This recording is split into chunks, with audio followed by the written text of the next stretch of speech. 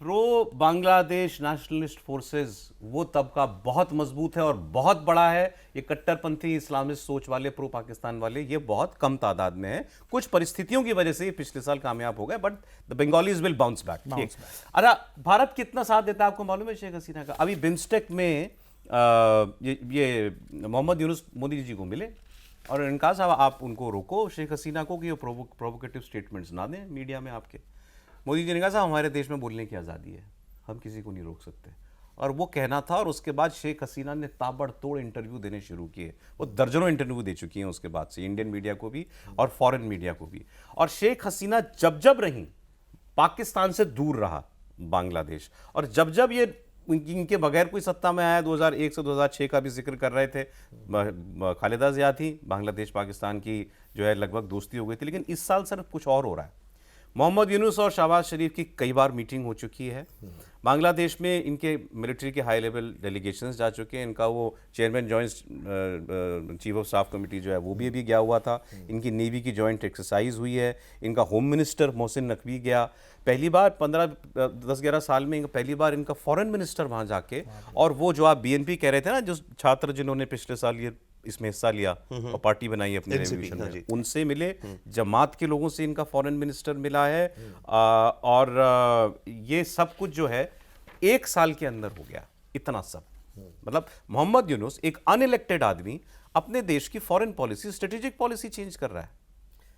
बिल्कुल, जो जिस चीज़ के लिए वो आया था और जिस बिहाफ पे वो आया था, यानी कि एक तरीके से ये हमें मानना पड़ेगा कि उसको पैराशूट करके अमेरिका से वहाँ डाला गया, तो जाहिर है कि किसी न किसी पर्पस से डाला गया।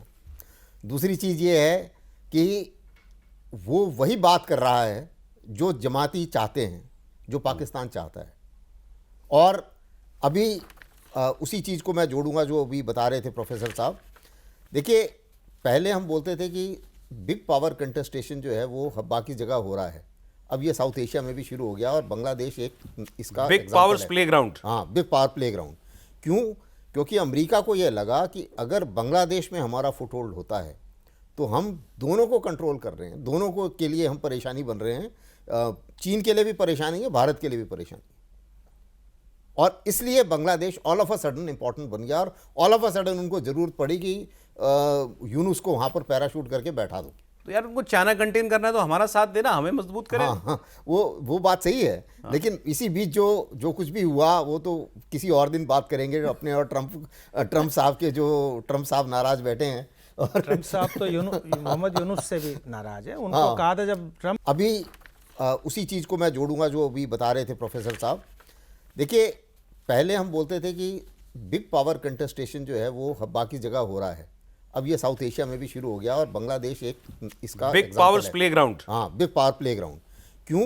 क्योंकि अमेरिका को ये लगा कि अगर बांग्लादेश में हमारा फुटहोल्ड होता है तो हम दोनों को कंट्रोल कर रहे हैं, दोनों को के लिए हम परेशानी बन रहे हैं। चीन के लिए भी परेशानी है, भारत के लिए भी परेशानी है। और इसलिए Bangladesh all of a sudden important बन गया और ऑल ऑफ अ सडन उनको ज़रूरत पड़ी कि यूनुस को वहाँ पर पैराशूट करके बैठा दो। तो यार उनको चाइना कंटेन करना है तो हमारा साथ देना, हमें मजबूत करें। हाँ, वो बात सही है। हाँ। लेकिन इसी बीच जो कुछ भी हुआ वो तो किसी और दिन बात करेंगे। अपने और ट्रम्प साहब के जो ट्रम्प साहब नाराज बैठे हैं, और ट्रम्प साहब तो मोहम्मद यूनुस से भी नाराज है। उनको कहा था जब ट्रम्प इलेक्ट हुए थे तो कहा था कि सूर्य ग्रहण लग गया अमेरिका पे, ये बात बोला। हाँ। यूनुस ने वो ट्रम्प के आने पे, ट्रम्प के लिए। अब 2016 में जब ये तो बाइडेन का पपेट माना जाता है। बाइडेन एंड ओबामा डेमोक्रेट्स का पपेट। नोबेल प्राइज भी डेमोक्रेट्स ने दिलवाया है। इसलिए दुनिया भर में जितने लोग ज्यादा डेमोक्रेसी लिबरलिज्म करते हैं ना, ये सबसे ज्यादा खतरनाक काम कर जाते हैं। नहीं सर? बिल्कुल। और अमेरिका जो है वो तो अभी भी ये माना जाता है कि अगर 250 से ज़्यादा रिजीम चेंज करा चुके हैं।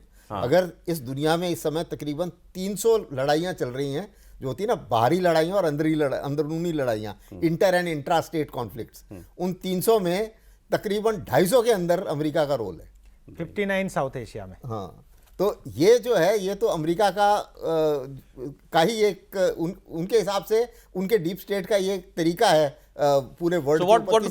वो चाहते क्या? वो अमेरिका बांग्लादेश में किस किस्म की रिजीम चाहता है? वो इस किस्म के रिजीम चाहता है जो बहुत कुछ चीन को भी ना दे और बहुत कुछ हिंदुस्तान को भी ना दे। अच्छा, हमसे भी दूर रहे। हाँ, हमसे भी दूर रहे और उनसे भी दूर रहे।